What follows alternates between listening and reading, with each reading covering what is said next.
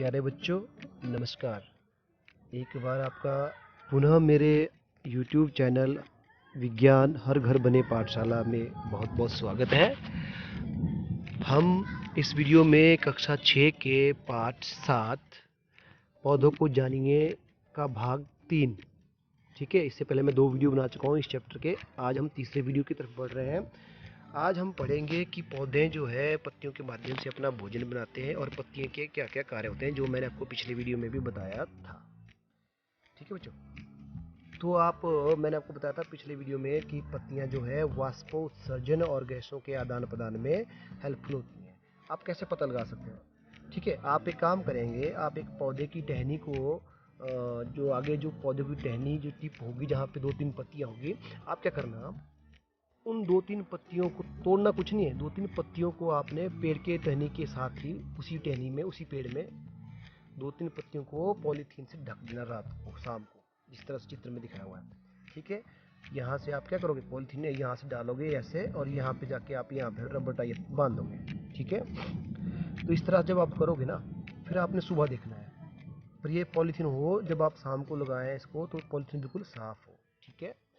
फिर आप जब सुबह उतारोगे इसको तो आप देखोगे यहाँ पूरे पॉलीथीन में क्या होगा, पानी की बूंदें इकट्ठी हो जाती है अंदर। जैसे हम ना सांस छोड़ते हैं शीशे पे तो भाप जम जाता है, वैसे। तो ये पानी कहाँ से आया? इससे सिद्ध हुआ कि जो पत्तियां होती हैं वह वाष्प निकालती हैं, जल वाष्प छोड़ती हैं, समझ गए। तो इससे पता लगा सकते हैं कि पत्तियों का कार्य जल वाष्प छोड़ना या वाष्प उत्सर्जन होता है। चलिए, ये आपको समझ आ गया। अब ये मैंने आपको बता दिया वाष्पोत्सर्जन होता है, ठीक है। क्रियाकलाप भी बता दिया मैंने, कैसे आप इसको कार्य कर सकते हैं, कैसे इसको आप समझ सकते हैं। अब पत्तियों का रंग होता है हरा। क्यों होता है? मैंने आपको बताया था पत्ती का रंग में हरा होता है क्योंकि उसके अंदर होता है हरे रंग का एक वर्णक। हरे रंग का एक वर्णक होता है, उसका नाम होता है क्लोरोफिल। क्या नाम होता है? उसका नाम होता है क्लोरोफिल। क्लोरोफिल। तो ये होता है आपका पत्तियों में हरे रंग का वर्णक। क्लोरोफिल की वजह से ही पत्तियों का रंग क्या होता है? हरा। मैंने आपको पिछले वीडियो में बताया था कि पौधे जो है पत्तियों के द्वारा अपना भोजन बनाते हैं। किस प्रकार बनाते हैं वो मैं आपको बताता हूँ, ठीक है। तो पत्तियां जो है, ध्यान से सुनना बच्चों, मैं आपको बताऊंगा। पत्तियां जो है या पौधे जो है सूर्य के प्रकाश की उपस्थिति में मृदा से जल लेकर, ठीक है, और वायुमंडल की कार्बन डाइऑक्साइड का उपयोग कर क्लोरोफिल की सहायता से अपना भोजन बनाती है। उस भोजन का नाम होता है स्टार्च। क्या होती है? स्टार्च। पौधों का भोजन होता है स्टार्च या मंड, ठीक है। और साथ में बनाते हैं ऑक्सीजन गैस। क्या बनाते हैं? Oxygen gas. तो इस प्रक्रिया को बोला जाता है प्रकाश संश्लेषण। ये इसको बोलता है प्रकाश संश्लेषण। तो प्रकाश संश्लेषण क्या हुआ? वह प्रक्रिया जिसमें जल कार्बन डाइऑक्साइड का उपयोग करके क्लोरोफिल की सहायता से और सूर्य के प्रकाश की उपस्थिति में हरे पेड़ पौधे पत्तियों के द्वारा अपने भोजन मंड का निर्माण करे, उन्हें क्या कहा जाता है? प्रकाश संश्लेषण प्रक्रिया कहा जाता है, ठीक है। अब मैंने आपको जब पार्ट 2 पढ़ाया था, पार्ट 2 में क्या था? पार्ट 2 था आपका भोजन के घटक। उसमें कार्बोहाइड्रेट, वसा, प्रोटीन, विटामिन, खनिज, लवण मैंने आपको पढ़ाए थे। उसमें मैंने आपको कार्बोहाइड्रेट का परीक्षण भी बताया था आयोडीन टेस्ट करके। तो ये आयोडीन टेस्ट जो होता है उसी से पता लगाते हैं हम कि इसमें कार्बोहाइड्रेट यानी स्टार्च है, ठीक है। तो इस प्रकार जो है इस प्रोसेस को बोला जाता है प्रकाश संश्लेषण, जिसके द्वारा पेड़ पौधे क्या करते हैं? अपना भोजन बनाते हैं और हमारे लिए, सभी जीवित प्राणियों के लिए जीवनदायिनी ऑक्सीजन गैस बनाते हैं। अब आप सोच लीजिए कितना महत्वपूर्ण है हमारे लिए पेड़ पौधे। अगर पेड़ पौधे नहीं होंगे तो 110% हम लोग जीवित नहीं रहेंगे। क्यों? क्योंकि हमें ऑक्सीजन गैस नहीं मिलेगी, और ऑक्सीजन गैस केवल पौधे ही बनाते हैं प्राकृतिक रूप से, ठीक है। आर्टिफिशियली चलो हम अपने आप तैयार कर सकते हैं केमिकल रिएक्शनों द्वारा, बट जो मेन जो हमारी प्राकृतिक तरीके से जो ऑक्सीजन बनती है वो हरे पेड़ पौधे ही हैं। ठीक है, तो इसलिए बच्चों पेड़ पौधों को नहीं काटना चाहिए, और अगर मजबूरी में कभी भी हमें एक पेड़ काटना पड़े उसकी जगह हमें 10 पेड़ लगाने चाहिए। ठीक है, तो पेड़ पौधे मत काटिए, पेड़ पौधे लगाते रहना चाहिए। चलिए बच्चों, ये हो गया पत्तियों के बारे में आपको। ठीक है, अब उसके बाद है आपका जड़। अब हम अगला पढ़ते हैं जड़। ठीक है, हम पढ़ रहे हैं पौधों के भाग। पहला मैंने पढ़िया तना बताया आपको, उसके बाद हमने पत्तियां पढ़ लिया। अब है जड़। देखिए, आप पौधों को पानी देते हैं, ठीक है, कहाँ देते हैं पानी? सारे पत्तियों पे देते हैं, पूरे पौधे को छिड़काव मारते हैं, या सिर्फ जड़ों पे देते हैं? आप पानी जड़ों में देते हैं, तो पानी जो है हम जड़ों में देंगे। ठीक है, पौधे का कौन सा भाग जो मिट्टी के अंदर होता है, ये मैंने को बता दिया है। पौधे का जो मिट्टी के अंदर जो भाग होता है उसको जड़ कहा जाता है। ठीक है, ये पौधा है आपका, इस प्रकार जो है यह पौधा है। मान लीजिए एक पौधा है, इसके नीचे ये जड़ें बनी है ऐसे। ठीक है, अब ये मिट्टी है, तो पानी आप दोगे तो आप यहाँ पानी फेंकोगे पत्तियों के ऊपर, तो क्या पौधे को पानी पहुँचेगा? नहीं पहुँचेगा। तो पानी कहाँ दोगे आप? यहाँ पे, यहाँ दोगे पानी, यानी पानी जो है जड़ों में आना चाहिए। जैसे मैंने आपको पहले बताया, पौधे की जो जड़ें होती हैं वही पानी को अवशोषित करती है और ऊपर को सभी भागों में पहुंचाती है, ना कि पत्तियां नीचे को पहुंचाती हैं। ठीक है, तो इस प्रकार जो है हमें क्या करना चाहिए, पानी जो है जड़ों में देना चाहिए पौधों की। तो जड़ें क्या करती हैं? जड़ें जो है पौधों के लिए जमीन से जल और खनिज पदार्थों को अवशोषित करती है। अब आपने नई जड़ें भी देखी होगी, आपने चने सभी ने भिगोए होंगे। अगर नहीं भिगोए होंगे तो आज जाके अपने चने को थोड़ा सा 15-20 चने लेने हैं, उनको पानी में आपने डाल देना है और 3-4 दिन तक रखने हैं। फिर आप देखेंगे कि चनों से वाइट रंग की हल्की हल्की नई कोंपलें पैदा होना शुरू हो जाती हैं। ठीक है, इन कोंपलों को कहा जाता है अंकुरित होना, यानी पौधे की जो आपके चने के बीज हैं वो अंकुरित होकर नए पौधे का निर्माण करना शुरू कर देते हो।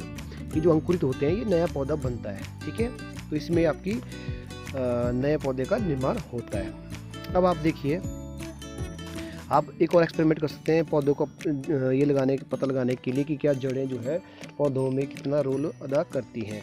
तो आप एक पौधा लीजिए जिसकी आप जड़ें काट दीजिए और उसको गमले में लगा दीजिए, और दूसरा पौधा लीजिए जिसको जड़ों के साथ आप गमले में लगाइए। तो आप क्या देखोगे, दोनों को पानी देते रहिए, इधर से पानी दीजिए, इधर को भी पानी दीजिए। तो कौन सा पौधा जो है जीवित रहेगा, कौन सा मर जाएगा? जिसकी जड़ें नहीं है वह पौधा मर जाएगा और जिसकी जड़ें हैं वह जीवित रहेगा। क्यों?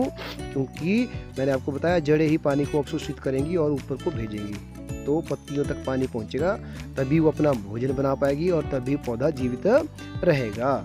जिसमें आपका जड़ें नहीं है, ना उसमें पानी अवशोषित होगा, ना ही पानी ऊपर की ओर जाएगा और ना ही पत्तियां अपना भोजन बना पाएंगी, इसलिए पौधा मर जाएगा। ठीक है, तो इस प्रकार जो है जड़ें जो होती हैं वह पौधों के लिए जल तथा खनिज पदार्थों का अवशोषण करती हैं।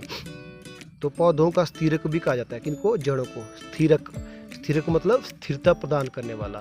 तो जड़ें जो है पौधे को जमीन से साथ बांधे रखती हैं और स्थिरता प्रदान करती हैं, इसलिए इनको पौधों का स्थिरक भी कहा जाता है। तो उम्मीद करता हूँ आपको जड़ी भी अच्छी तरह समझ आई होगी। ठीक है, हाँ, अब देखिए, आप जब भी मैंने आपको चने वाला उदाहरण दिया, तो चने को जब आप अंकुरित करोगे ना, तो हमेशा चने में 2 भाग निकलेंगे आपके, एक इस तरफ को जाएगा अंकुरित होने के बाद, एक नीचे। तो एक जो ऊपर वाला भाग ये नए पौधे की कोंपल है और नीचे वाली जड़ें हैं। तो जड़ें और ऊपर वाला भाग दोनों एक समान निकलते हैं। ठीक है बच्चों, चलिए इसको भी छोड़ दीजिए। आपने आलू बीजे होते हैं सभी बच्चों ने, तो जब आप आलू बीजोगे तो आलू की जो आँख होती है वहाँ से निकलते हैं आपका नए पौधे की कोंपल इस तरह से, और नीचे को उसी तरह से जड़ निकलती है। तो हमेशा किसी भी बीज से ये 2 चीज़ें इकट्ठी निकलती हैं, नए पौधे की नई कोंपल और साथ में नीचे की तरफ उसकी अपोजिट साइड को उसकी जड़ें। ये आपने नोट करना हमेशा, ऐसा हमेशा होता है। ठीक है बच्चों, चलिए आगे बढ़ते हैं। अब है जड़ों के प्रकार। पहली होती है मूसला जड़, दूसरी होती है आपकी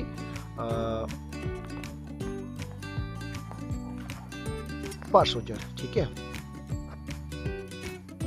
हाँ, चलिए, जो मूसला जड़ होती है और दूसरी होती है पार्श्व जड़, ये आपको समझिए। तो मूसला जड़ क्या होती है और पार्श्व जड़ क्या होती है? जो पौधे सीधे खड़े होते हैं ना, अब चित्र में दिखाता हूँ आपको, चित्र ये वाला देखिए, ध्यान से देखना। जिन पौधों में एक मेन जड़ होती है और साथ में छोटी छोटी और जड़ें होती हैं, ऐसी लगी होती हैं, उनको बोला जाता है, मेन जड़ को बोला जाता है मूसला जड़। क्या बोला जाता है? मूसला जड़। ठीक है। और इसकी साथ में जो जड़ें निकलती हैं इनको बोला जाता है पार्श्व जड़ें। क्या बोला जाता है? पार्श्व जड़ें। और दूसरी जड़ें होती है आपकी कुछ पौधों में इस तरह से, जिनकी मेन जड़ बिल्कुल कोई नहीं होती, सब जड़ें मेन ही होती हैं, ऐसे निकलती चारों तरफ कुछ जड़ें, इनको बोला जाता है रेशेदार जड़ें। तो जड़ें दो प्रकार की होती हैं आपकी, होती है पहली झकड़ा जड़ या रेशेदार जड़ें, और दूसरी होती है आपकी मूसला जड़। तो दो प्रकार की जड़ें होती हैं, जो एक प्रकार जिन पौधों में एक मेन सीधी जड़ होती है और साथ में उसकी छोटी छोटी जड़ें निकलती हैं इस पौधे की तरह, उनको बोला जाता है आपका मूसला जड़। और जिन पौधों में ऐसी सीधी जड़ कोई नहीं होती, सभी जड़ें जो है इकट्ठी एक समान निकलती हैं, बहुत सारी जड़ें समूहों में निकलती हैं, उनको बोला जाता है रेशेदार जड़ें। तो ये जड़ें दो प्रकार की होती हैं। अब है बच्चों कि क्या हम पौधे की पत्तियों का सिरा विन्यास देखकर पता लगा सकते हैं कि इसमें कौन सी जड़ें होंगी? बिल्कुल लगा सकते हैं। अब मैं आपको बताता हूँ, ध्यान से समझना आपने।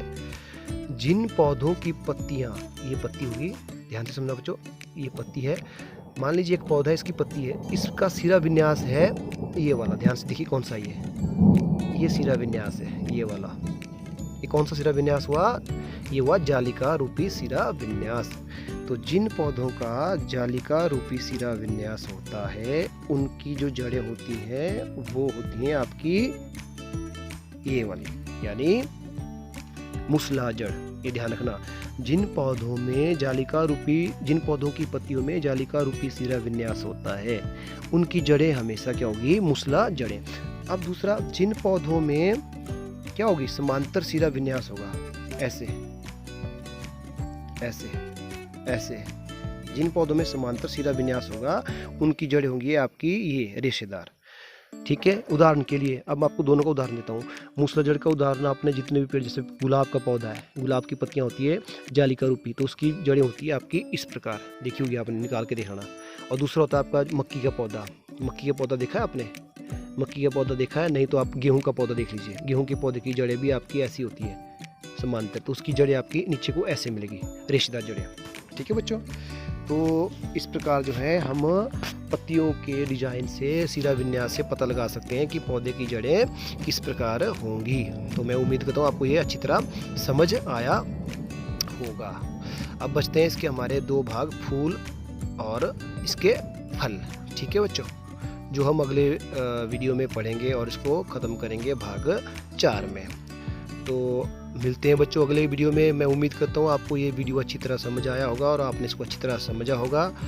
हमने इस वीडियो में जड़ें पढ़ी, पत्तियाँ पढ़ी, ठीक है, और तना पढ़ा। 3 भाग हमने पढ़ लिए। चलिए बच्चों, इस वीडियो को यहीं ख़त्म करते हैं। मिलते हैं अगले वीडियो में कुछ नया लेके, अगले भाग को लेके। तब तक के लिए अपना ध्यान रखिए और पढ़ते रहिए। बाय।